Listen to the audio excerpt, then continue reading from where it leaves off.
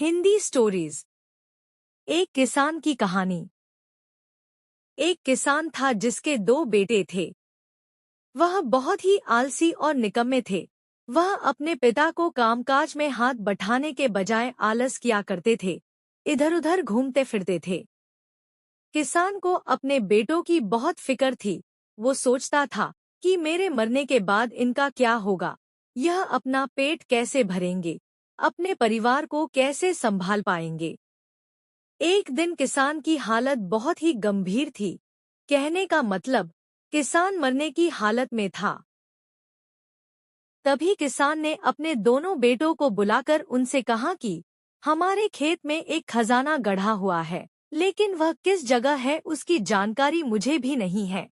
लेकिन खोदने के बाद तुम्हें वो खजाना मिल जाएगा। इतना कहकर किसान भगवान को प्यारे हो गए। खजाने की खबर सुनकर दोनों बेटों के मन में लालच आ गया और वो दोनों खेत पर चले गए और खेत को खोदने लगे। खजाने के लालच में कुछ ही दिनों में पूरे खेत को खोदने के बाद वह घर जाकर बैठ गए और वह अपने पिता को कोसने लगे। इसी तरह कुछ महीने बीत गए और वर्षा ऋतु का आगमन हुआ। किसान के बेटों के पास पेट भरने के लिए सिर्फ एक ही जरिया था, वो थी खेती।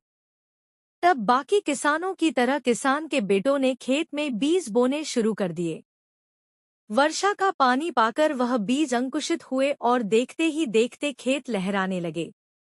ऐसा लग रहा था कि हवा के झोंके से लहलहा रहे थे। यह देखकर किसान के बेटे बहुत खुश हो गए।